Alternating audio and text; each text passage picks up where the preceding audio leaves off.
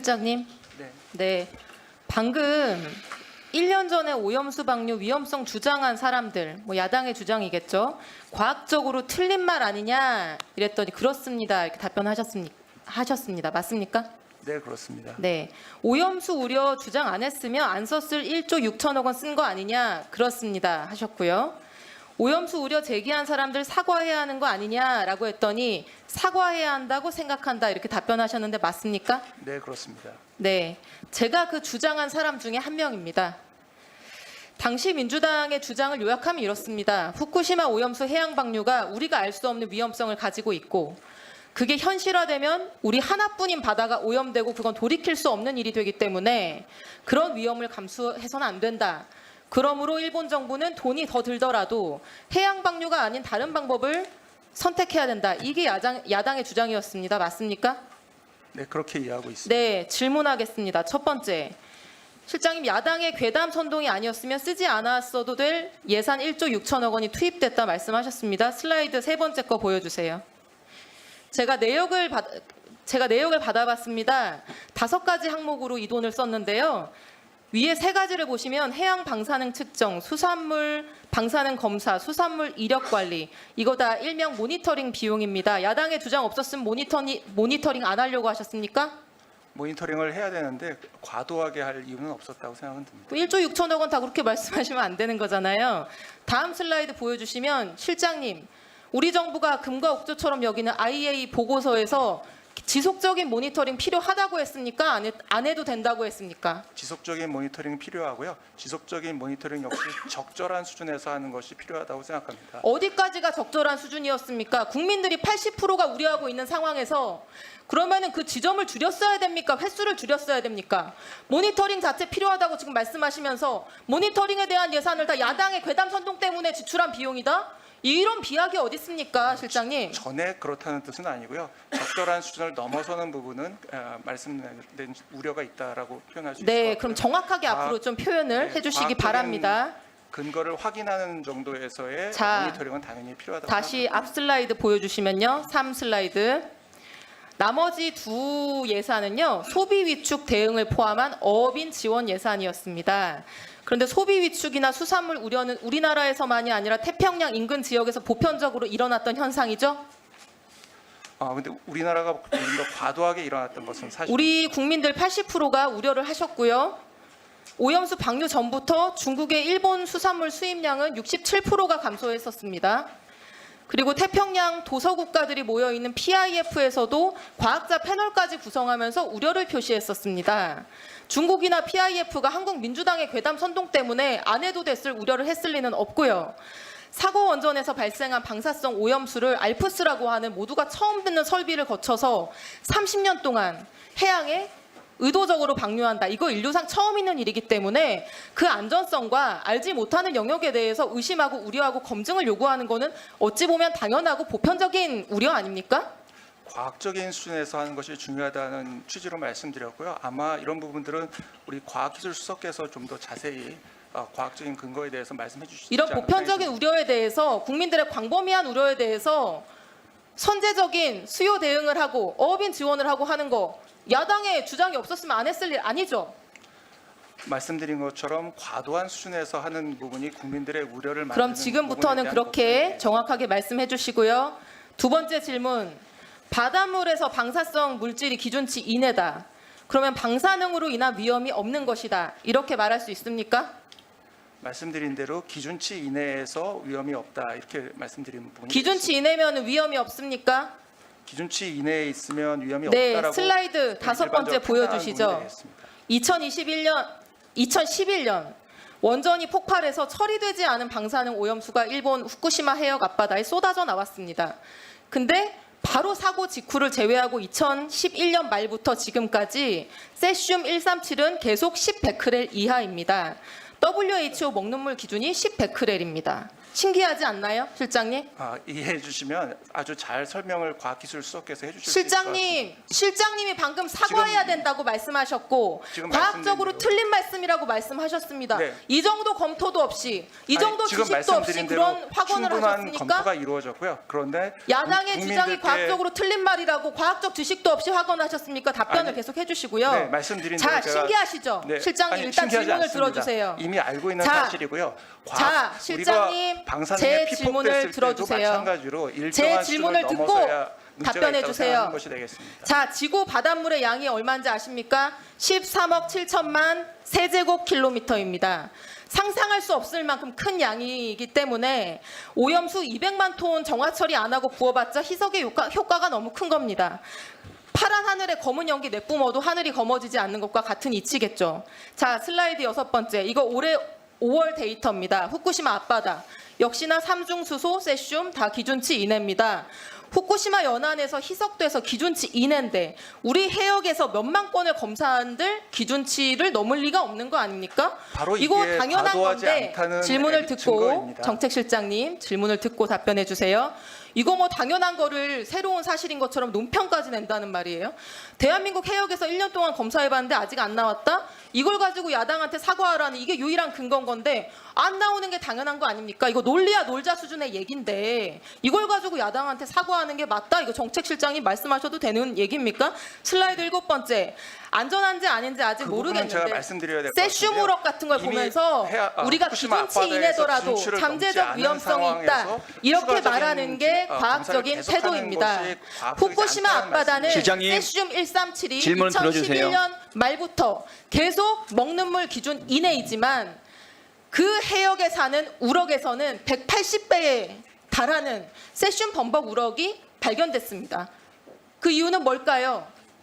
플랑크톤, 작은 어류, 큰 어류에 이르기까지 생물적인 농축이 일어날 수 있다라고 많은 생물학자들이 지적하고 있는 위험성도 있는 겁니다. 여기에 대해서는 아직까지 아무런 검증이 이루어진 바 없고 지금 예정된 방류량의 4%밖에 방류되지 않았는데 뭐가 과학적으로 틀린 거라는 말이에요. 과학적인 기준을 가지고 어떤 일에 접근할 수밖에 없다고 생각되고요. 그 과학적인 기준이 과도한 수준인지 아닌지에 대해서 평가할 수는 있지만 기준 내에서 기준을 넘지 않았다면 위험이 없다라고 평가하는 것이 합리적이라고 생각됩니다.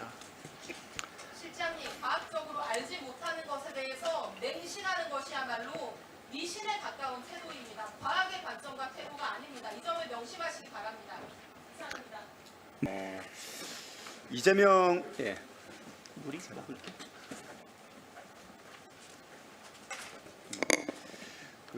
이재명 대표께서 지난 18일 대표직 수락 연설에서 의제를 제안하지 않고 윤석열 대통령과 영수회담을 공식 제안한 바가 있습니다. 당시 대통령실에서는 정해진 것은 없다. 국회 정상화가 먼저다라고 하면서 입장을 정리하지 않았습니다. 지금 아시다시피 경제와 민생을 살리기 위해서는 여야 대통령실과 정부와 야당이 따로 없다고 생각을 합니다. 산적한 민생 문제 해결을 위해서 영수회담이 꼭 필요하다고 저는 생각을 합니다. 대통령께 건의해서 영수회담이 성사될 수 있도록 할 의향이 있으십니까? 영수회담은 아시는 것처럼 지난 4월달에 이제 이재명 대표님하고 윤석열 대통령님 간에 1차 영수회담이 있었다는 말씀을 드리겠습니다. 그때 언제든 만나서 다시 소통하자 이렇게 말씀을 하셨죠. 그 당시에 예. 두 분께서 추후 필요시에 만나서 영수회담 등 필요한 그래서 의향이 있으신지 답변을 그런 해주시면 네. 말씀들을 나누신 걸로 알고 있고요. 네. 그런 차원에서 예. 아직도 우리 대통령실은 예. 그 입장에 변화가 없다는 말씀을 드리겠습니다. 예, 의향이 있으신 겁니까? 그 입장에 그렇게 이해하면 변화가 되겠습니까? 없습니다. 예. 잠시 제가 정책실장님께 질의하고 다시 정무수석님께 드릴 것 할 거니까 잠시만 좀 기다려 주십시오. 최근에 그 교토국제고가 일본 고교 야구에서 선전한 것에 대해서 그리고 한국어 교가가 일본 전역에 방송된 것에 대해서 우리 국민들께서 왜 그렇게 뜨거운 성원을 보냈는지 그 의미를 여기 계신 대통령실 간부들께서 깊이 생각해 보셨으면 좋겠습니다. 일본 앞에만 서면은 작아지는 우리 윤석열 정부를 보면서 우리 국민들이 어떤 마음을 가지셨을지 좀 깊이 생각해 주시면서요. 후쿠시마 원전수에 대해서 우리 이소영 의원님 질의한 거에 대해서 이어서 질의를 좀 해보겠습니다. 중국 정부는 지금도 후쿠시마 원전 오염수 배출하지 마라. 태평양이 일본의 하수구냐 하면서 일본 정부에 따지고 있습니다. 근데 우리 정부는 원전 오염수 배출을 걱정하고 있는 국민, 야당을 향해서 사과하라 요구를 하고 있으니 중국 정부와 너무 대비가 됩니다. 그리고 우리 국민들의 이 자존감이 끝없이 추락을 하고 있습니다. 정책실장님께 여쭙겠습니다. 이 대통령실이 나서서 일본의 대변인인 것처럼 후쿠시마 원전 오염수가 과학적 근거가 없는 황당한 괴담이며 거짓 선동이라고 주장을 하셨는데 이거 혹시 일본 수산물 수입을 전면 개방하기 위한 혹시 여론 작업 아닙니까? 전혀 그렇지 않습니다. 그러면은 앞으로 일본 수산물 수입을 전면 개방하지 않겠다고 약속을 해주실 수 있나요? 확인해 주실 수 있습니까? 제가 지금 당장 미래의 일들을 모두 다 할 수 없다라고 단언하기는 확인을 어렵다고 해주실 수 없다고 없습니까? 생각되고요. 정책적으로 판단될 수 있는 문제라고 생각이 됩니다. 그 부분은. 그 부인을 못하는 겁니까 그러면은? 전혀- 지금 일본 아직도 방류해야 될 오염수가 엄청나게 많이 남아 있습니다. 그리고 그런 효과는 언제 나타날지 건강에 대한 문제가 언제 나타날지 모르는 그런 우려들을 하고 있습니다. 그런데 일본 수산물 수입을 전면 개방하겠다는 하지 않겠다는 약속을 해주실 수 전면 없는 겁니까? 개방하겠다는 말씀을 드린 적은 전혀 없고요. 아니 개방하지 않겠다는 약속을 확인을 해주실 수 있냐 이거죠. 모니터링에서 이슈가 있다라고 생각되면 당연히 금지할 수 있다고 생각합니다. 자, 정무수석님.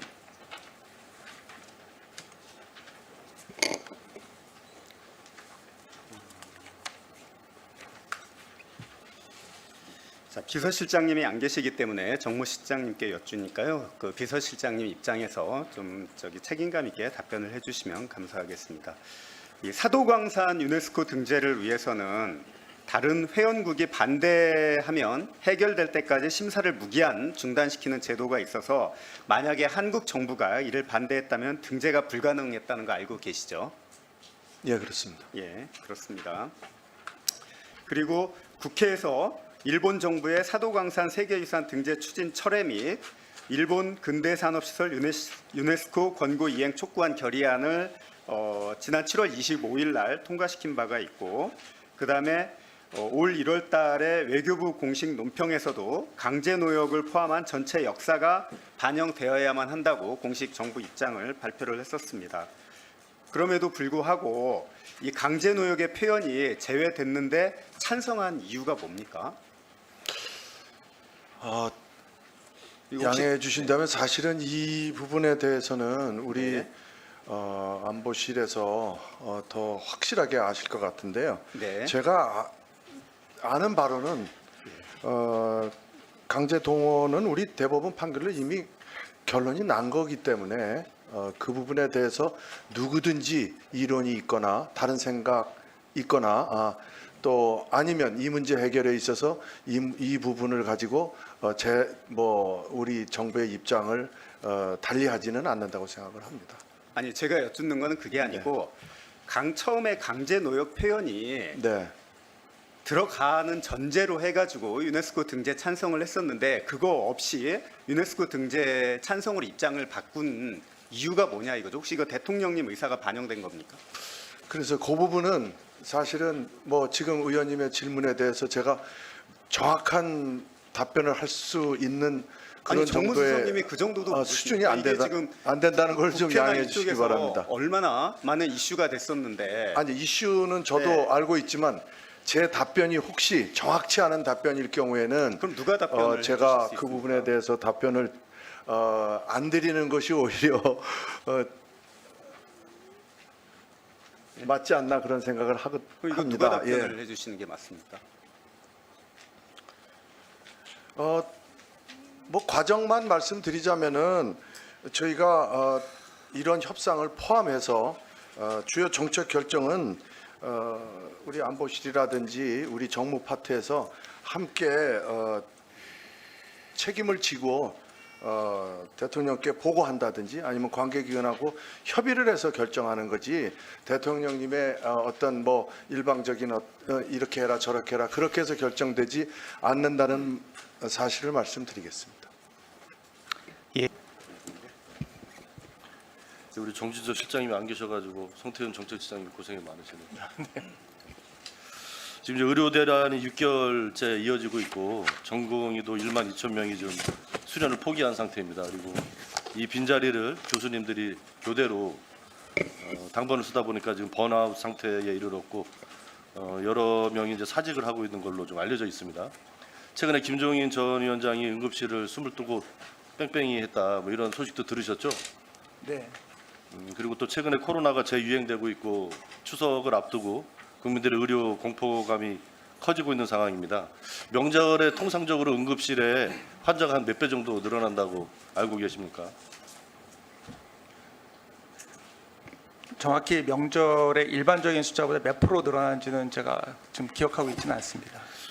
기사에 보면 한 2배 정도 늘어나고 많은 경우에 특정 지역에서는 서너 배까지 증가하는 경우들도 있다고 합니다.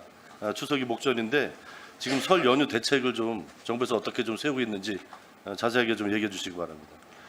추석 연휴를 전후해서 비상의료 체계를 계속 가동하고 있고요. 현재도 비상의료 체계를 유지를 하고 있습니다. 특히 응급실을 중심으로 응급실과 배후 진료가 이루어질 수 있도록 하는 부분에 보건복지부를 중심으로 노력을 하고 있는 것으로 알고 있고요. 특히 지금 이제 말씀하신 부분은 이제 최근에 계속 점검을 하고 있는 것으로 보고를 받고 있는데 해당 부분에 지금 대해서 우리나라 병원 응급실이 정상적으로 가동되고 있다고 이렇게 평가하고 계신가요? 아무래도 이런 최근의 상황이 발생했을 때에 비해서 발생하지 않았을 때에 비해서는 어려움이 있다고 생각되지만 지금 이제 말씀하시는 것처럼 크게 우려해야 되는 정도로 상황은 아닌 것으로 이해는 하고 있습니다. 그 정부에서 응급실에 근무하는 응급의학과 전문의들 사직서 내고 이런 통계를 다 관리하고 있죠? 네, 물론 관리하고 있고요. 지금 한 몇 퍼센트 정도나 된 걸로 확인을 하고 있습니까? 지금 제가 숫자 자체를 기억하고 있지는 못합니다. 죄송합니다. 제가 이제 기사에서만 봐도요. 네. 그 건국대 충주병원 응급실에 근무하는 응급의학과 전문의 7명 전원이 극심한 부담과 피로를 호소하며 최근에 사직서를 제출을 7명 전원이 해서 병원이 거의 뭐 셧다운 상태라고 하고요. 수원에는 아주대병원도 응급의학과 전문의 14명 중에 3명이 사직서가 이미 수리가 됐고 최근 4명이 추가로 사표를 냈다고 합니다. 그러면 절반이 넘는 수치거든요. 부산 상급 종합병원인 동아대병원만 해도 응급실 39병상 중에서 11병상만 운영되고 있다고 그래요. 기사에 나온 아주 단편적인 사실들입니다. 네, 지금 방금 이 상황만 봐도 지금 우리나라의 응급실이 응급의료가 정상적으로 큰 무리 없이 가동되고 있다 이렇게 말씀하시는데 이게 맞는 표현입니까 지금? 네, 방금 왜냐면 제가 머릿속에 있는 숫자가 혹시 틀릴까봐 지금 자료를 받았고요. 일반적으로 현재 상황이 발생하기 이전이었던 2023년도 12월에 권역 지역센터의 응급의학과에 종사하고 계셨던 전문의가 1,418명이고요. 7월 15일 저희가 확인한 전문의 숫자는 1,502명으로 84명이 증가한 상황입니다. 그러니까 사실은 이제 지금 응급실 전문의가 증가됐다고요? 네, 전문의는 증가해 있습니다. 그러나 이제 뭐 말씀하신 대로 그럼에도 불구하고 전공의는 감소해 있고요. 전공의는 아니 당시 그거를 같이 네네 그래서 지금 응급실에서 말씀드리려고 진료하는 분을 전체 총 숫자로 네네 그래서 지금 평가를 하셔야지 상황 진단이 되는 네네 그래서 거지. 지금 말씀을 드리려고 그걸 하고 직역을 있습니다. 나눠서 그렇게 하시는 거는 아니 그러니까 네. 눈 가리고 암이라고 보고요. 전공의는 네, 괜찮습니다. 조금 이따 네. 답변 나중에 좀 하시고요. 그래서 지금 현재 이제 코로나 재유행되고 추석 앞두고 국민들의 의료 공포심이 굉장히 좀 커지고 있습니다. 이런 의료 대란 때문에 최근에 이제 기사에 난 거 보면 국민의힘에서도 최소한을 좀 막기 위해서 올해 이제 수능 전공의들 복귀를 위해서 수능이라도 예전 수준으로 하고 인원을 정부에서 2,000명 증원하겠다고 하는 것은 내년부터 적용하자 이렇게 연기를 제안했다는 이제 보도가 나왔었는데 이런 제안을 받았던 사실이 있습니까? 다양한 형태로 여러 경로에서 여러 제안들을 해주고 계신 거는 맞고요. 아니 국민의힘 한동훈 대표 측에서 이런 제안 받으신 적 없으세요? 공식적인 회의석상에서 받은 적은 없습니다. 아, 회의석상 말고 하여튼 간에 뭐 전화로 근데 했을 수도 여러분들이 있고. 뭐 다양한 이야기들을 총리님이 받으신 거로 이해하고 아, 한동훈 대표가 총리한테 얘기를 했다고요? 저희 그러면 어쨌든 그거를 대통령실에서 전해 받으셨을 거 아닙니까? 네네. 거부 입장을 밝힌 게 맞습니까? 이렇게 말씀드려야 될 것 같습니다. 지금 기존의 입장에서 그 어떤 뭐 제안을 여러 가지 받을 수 있기 때문에 그 기존의 제안에 대해서 저희가 뭐 거부했다 이렇게 표현되기보다는 현재 상황에서 변화한 것은 없다. 이렇게 아니 말씀드릴 그러니까 수 있습니다. 수능 인원을 올해는 그냥 예년 수준에서 뽑고 정부의 2,000명 증원 규모에 대해서는 내년부터 적용하자라고 하는 것이 국민의힘 한동훈 대표가 제안했다는 골자인데 그것에 대해서 대통령실은 거부 입장을 밝힌 게 맞냐고요. 기존의 입장에서 변화한 것이 없기 때문에 그러면 그런 맞는 거잖아요. 의미에서는 맞다고 그럼 맞는 보겠습니다. 거죠. 맞는 걸로 이해해도 될 것 같고 그렇다면 정부는 도대체 지금 이 의료 대란 현실을 어떻게 좀 해결하려고 그럽니까? 끝까지 의료계가 백기투항할 때까지 기다리겠다는 것밖에 되지 않는 거 아닙니까? 어떤 대책을 갖고 계십니까? 지금? 어떤 분들이 뭐 백기투항을 하고 이걸 저희가 기다리고 있고 이런 건 전혀 아니고요. 최선을 다해서 의료 체계가 비상 의료 체계가 잘 유지될 수 있도록 노력을 하고 그런 가운데 또 의료 개혁에 있어서 필요한 부분들을 정책실장님 계속 좀 하나만 고쳐나가는 여쭤볼게요. 과정이라고 할 수 최근에 있겠습니다. 의료계나 정경이나 그 대화 대상 상대하고 대통령 집무실이 대화를 혹은 총리실이 대화를 나눈 적이 있습니까? 의료계 분들과는 지속적으로 다양한 경로를 통해서 대화를 나누고 있는 것으로 알고 아니, 그러니까 있습니다. 상황이 이쯤 되면 공식적으로 이 상황을 종결시키기 위한 권위 있는 대화의 자리가 필요한 거 아니겠어요? 뭐 그냥 전화로 얘기 듣고 이런 것이 상황 해결을 하기 위한 고의 대통령실의 태도는 아니지 않습니까? 의료개혁 특위 안에 의사분들도 참여해주고 계시고요. 또 그 노력을 통해서 계속되는 커뮤니케이션이 이루어지고 있고 저희가 특정한 분들을 의료계의 대표라고 하기는 어렵기 때문에 지금 정책실장님 계속 여러분들과 답변하시는 이야기를 나누고 태도나 있습니다. 내용을 보면 정부가 이 국민들이 느끼고 있는 의료 대란의 이 현실적인 공포감 이런 거에 10분의 1도 지금 전혀 공감을 못 하고 계신 것 같아요. 너무 태연하십니다.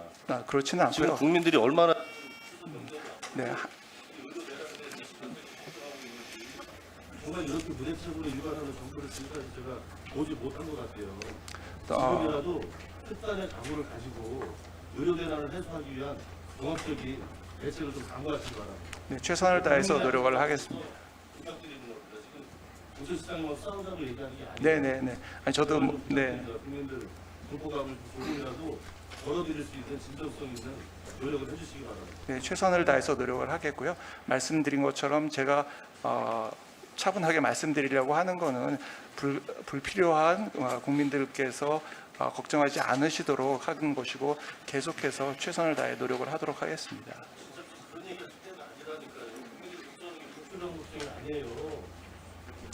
뭐 불필요한 걱정이라는 표현이 적절하지 않았다면 죄송하게 생각합니다.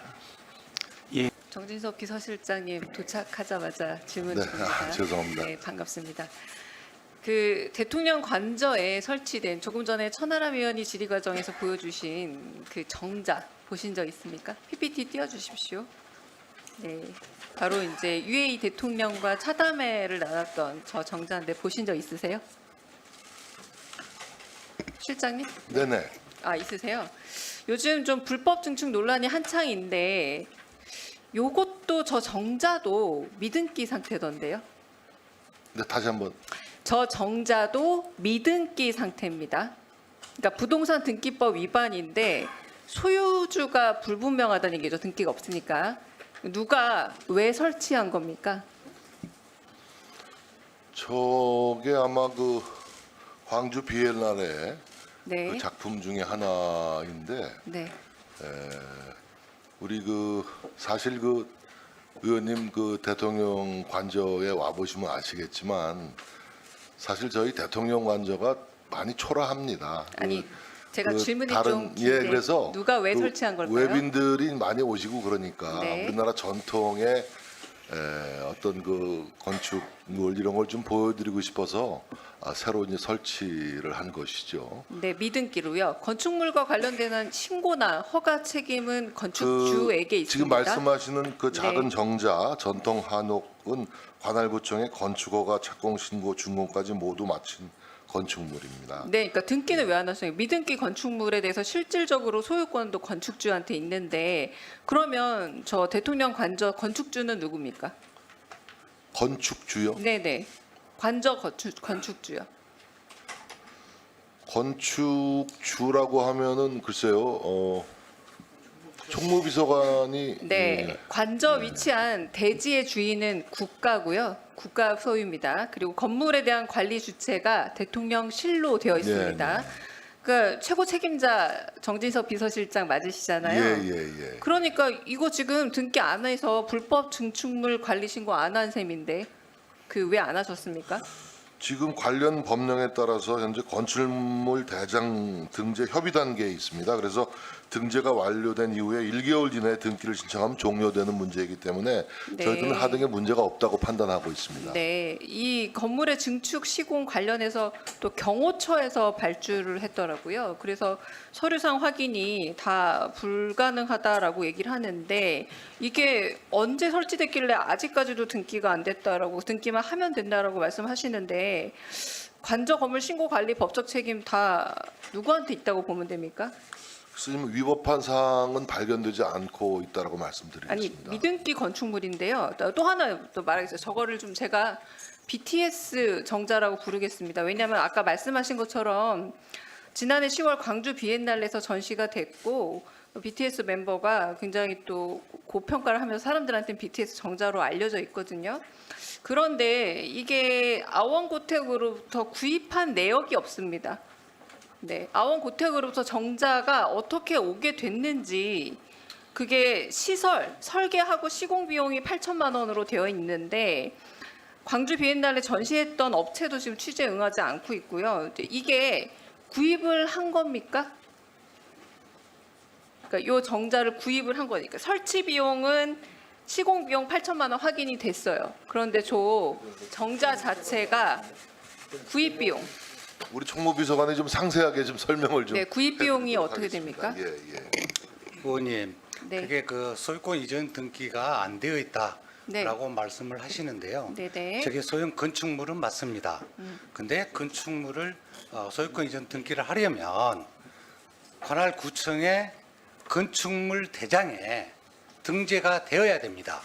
그래서 현재 관할구청에서 그러한 작업을 하고 있고요. 아, 그건 아까 해소됐고요. 예, 저 그 정자를 구매한 비용이 얼마고 누구로부터 얼마에 구매했는지 제가 물어봐서 그 대답을 하러 나오신 겁니다. 그 부분은 네. 어떤 구매라기보다는 설치 이전 일체가 그 의원님께서 말씀하신 금액에 포함이 되어 있습니다.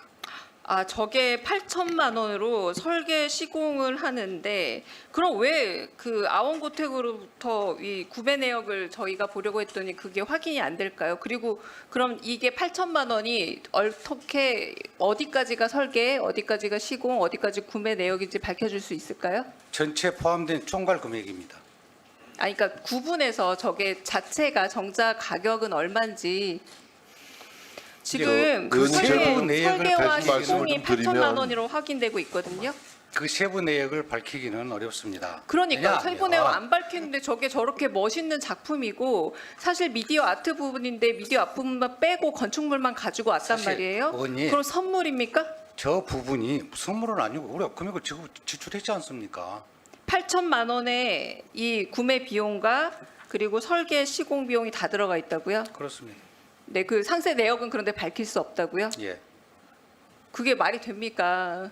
지금까지 어느 저기도 보면 계약의 구체적인 부분을 밝힌 사실적은 역대 정부에서도 왜 못 없었던 것으로 밝힙니까? 지금 알고 불법 있습니다. 증축 의혹이 계속해서 나오고 있는데 저게 왜 그- 불법 증축입니까? 신고하고 등기만 안 됐다 뿐이지. 그건 이것뿐만 증축은 아니라 아닙니다. 다른 부분에 대해서 불법 증축 의혹이 있고 그 부분에서 정확하게 밝히지 않는 게 가장 큰 질의- 원인이 되고 있지 않습니까? 질의를 하십시오. 그러면 그러니까 제가 그 답변할 부분에 수 있는 대해서 지금 부분에 대해서는 설계 답변을 시공 드립니다. 말고 어떻게 저 작품을 아원 고택에서 얼마에 주고 샀는지를 밝히시면 됩니다. 사실 비엔날레 전시가 끝나면 사실은 저게 굉장히 좀 덩치가 좀 있는 부분이거든요.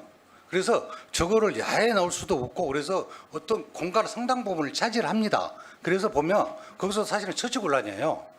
아, 그래서- 처치곤란입니까? 저 작품입니다. 그리고 BTS가 굉장히 아주 아름답다고 해서 작품을 어디다가 전시를 하든지 어쩌든지 간에 상당 공간을 많이 차지하지 않습니까? 다시 제가 묻겠습니다. 가격을 밝히면 이 모든 의혹이 해소되고 싼 값이든 비싼 값이든 정당하게 구매를 했으면 되는데 선물로 받았습니까? 아니요. 저희도 정당하게 네. 금액을 그 지출했고요. 내역을 밝혀주십시오. 저 의원님, 제가 어떤 좀 덧붙여서 보완상의 이유가 말씀을 좀 있습니까? 설명드리겠습니다.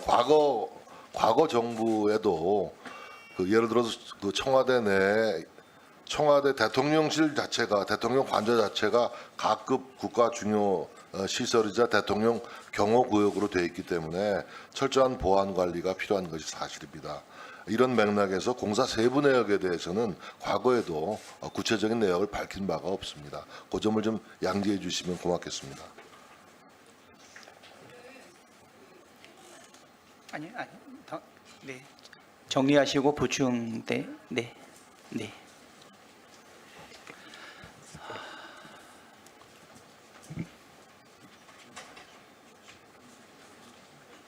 네, 강유정 의원님 수고하셨고요. 지금 주진우 의원님이 안 계시죠? 네. 그러면 네, 그러면 존경하는 고민정 의원님 질의해 주시기 바랍니다. 네. 저 정진석 비서실장님께 여쭙겠습니다. 네네. 예, 지금 김영석 독립기념관장에 대한 논란이 갈수록 더 커지고 있습니다. 인지하고 계시죠? 지금 국민들 여론조사만 보더라도 70% 가까이가 임명 철회하는 답변이 나옵니다. 해임할 의향이 있습니까? 해임? 글쎄요, 그 해임 사유에 해당하지 않는다고 생각합니다. 물론 대통령 인사 문제는 대통령의 고유 권한이시기 때문에 대통령의 판단에 따라야 하는 것이지만 지금 김영석 독립관장에 대해서 해임할 이유는 없다고 생각합니다. 어떤 정도가 나와야지 해임의 요건이 되는지 모르겠습니다. 국민들의 상당수가 반대하고 있고 뿐만 아니라 어제 국회에서는 1945년 광복됐다는 것을 인정하냐라는 질문에 대해서 코멘트를 하지 않겠다라고 답변을 했습니다. 독립기념관장의 인선은 적법하고 독립기념관장으로서 이렇게 답변하는 게 맞습니까? 절차를 거쳐서 추천되었고 네, 거기 내가 그 절차는 제가 조금 가장 이따 여쭤볼 점수가 거예요. 많은 실장님, 1순위 후보자로 추천되었기 실장님 때문에 그건 제가 조금 이따 물어볼 낙점된 거예요. 것으로 제가 알고 지금 있습니다. 묻는 거는 어제 국회에서 1945년 광복됐다는 것을 인정하냐라는 질문에 코멘트를 하지 않겠다라는 관장의 답변이 옳다고 보시냐고요. 글쎄요. 뭐 저는 1945년 8월 15일 날 광복된 것이 맞다라고 저는 생각합니다. 그러니까 비서실장님은 거기 계시는 거고요. 독립기념관장님이 관장 자격으로 얘기를 하려면 코멘트를 하지 않겠다라고 말한 것에 대해서 이게 올바른 답변이라고 생각하시냐는 겁니다. 그래서 저는 우리 정부에서 일하고 있는 인사들은 기본적으로 국가관과 애국심이 투철한가를 제일 먼저 보고요. 저도 또 그렇게 믿고 전문성을 싶습니다. 보고 있습니다. 근데 전문성이 우리 사회 있다고 믿고 지식인들이나 싶어요. 정치인들이나 언론인들이나 사실 역사를 바라보는 관점은 매우 다양합니다. 그래서 잠깐만요, 실장님. 예. 역사를 바라보는 관점 다양할 수 있어요. 근데 45년 광복됐다는 것에 대해서 인정하지 않는 것은 다양성으로 저희가 존중해도 되는 겁니까? 어저께 그 김영석 독립기념관장의 답변을 제가 정확하게 인지하지 못하기 때문에 제가 방금 어떤 말씀드렸잖아요. 맥락에서 답변을 하지 않았는지는 좀 확인해 보겠습니다. 제가 방금 말씀드렸잖아요. 관장 자격으로 무슨 긴 얘기가 있지 않습니다. 관장 자격으로 얘기를 하라면 코멘트를 하지 않겠다. 이게 답니다.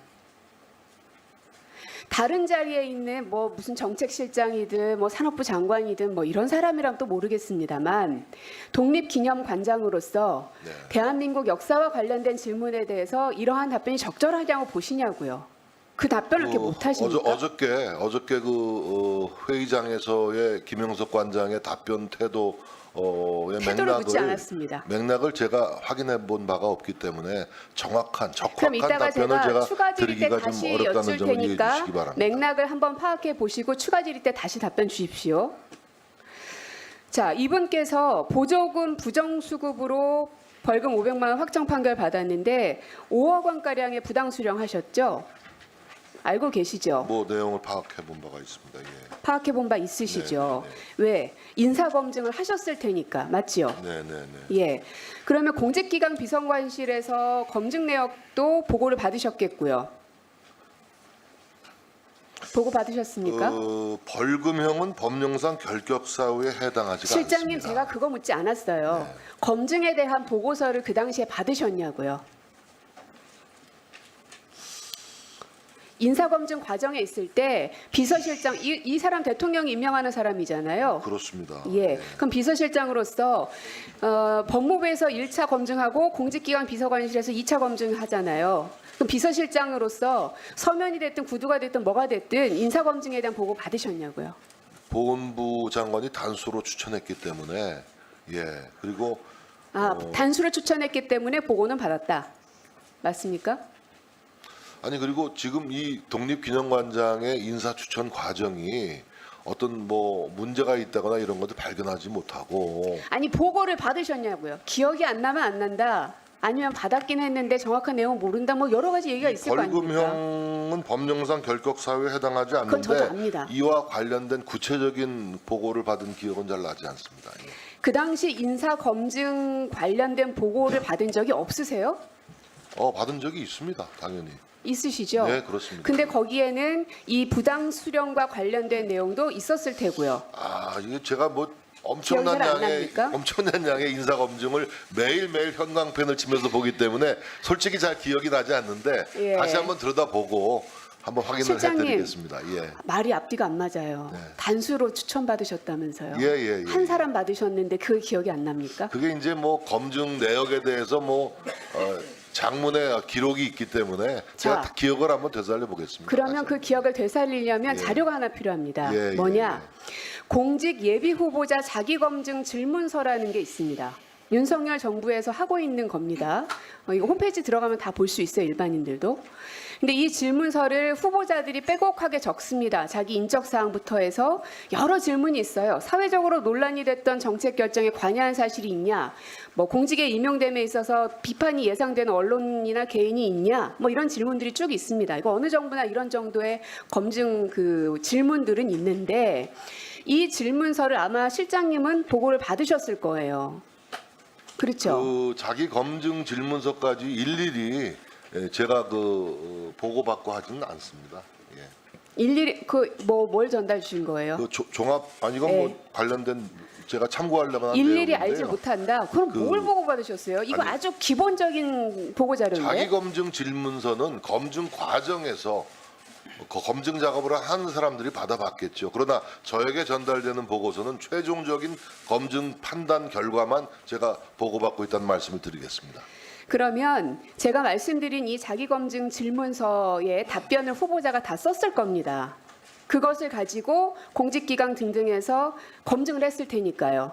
맞지요? 뭐 그렇게 봐야 됐겠죠. 되겠죠. 예. 아니 그렇게 말씀하시면 안 되죠. 그렇게 되고 있어야 맞습니다. 뭐 모든 그러면 인사가 다 그렇게 되고 있으니까요. 그러면 이 질문서에 대해서 이걸 보시면 실장님도 그 내용을 받는지 안 받는지를 기억하실 거고 저도 확인할 수가 있는 겁니다. 그 공직 인선과 관련해서 자기 개인정보 때는 안 된다고 얘기하시죠. 그렇게 되지 않을까요? 그 공직 기념 독립 기념관장은 일반적인 공직자와는 조금 다릅니다. 일반적인 공직자와는 다르기 때문에 검증의 어떤 수준과 어떤 내용들도 일반 공직자 장차관 임명할 때 사전 검증하는 것과는 조금 다른 양식이라는 것도 좀 말씀드리겠습니다. 그럼 그 양식이 이 사람은 다르다는 겁니까? 다른 양식으로 검증하셨다는 거예요? 어쨌든 제가 받은 최종적인 검증 보고서는 큰 문제가 없다라는 판단을 보고받았습니다. 저는 이것까지 요청 안 하려고 그랬는데 그러면 비서실장님께서 최종 보고 받으신 그거를 저희한테 보여주세요. 그래서 그런 전례가 있는지 모르겠습니다. 예. 기본적으로 써내셨을 후보자가 쓴 그 질의 내용서를 보여달라. 그 개인정보 관련된 건 다 지우고 제가 요청드리는 질문에 대한 답변만 보여주시면 된다라고 말씀을 드리는 거예요. 그걸 보여주시든지 아니면 비서실장님께서 한 장짜리로 요약본으로 받으신 것을 보고해 주시든지. 그것은 대통령님이 최종적인 인사 판단을 하시기 위해서 네, 고민정 의원님, 네, 예, 정리해 주십시오. 네, 예, 고민정.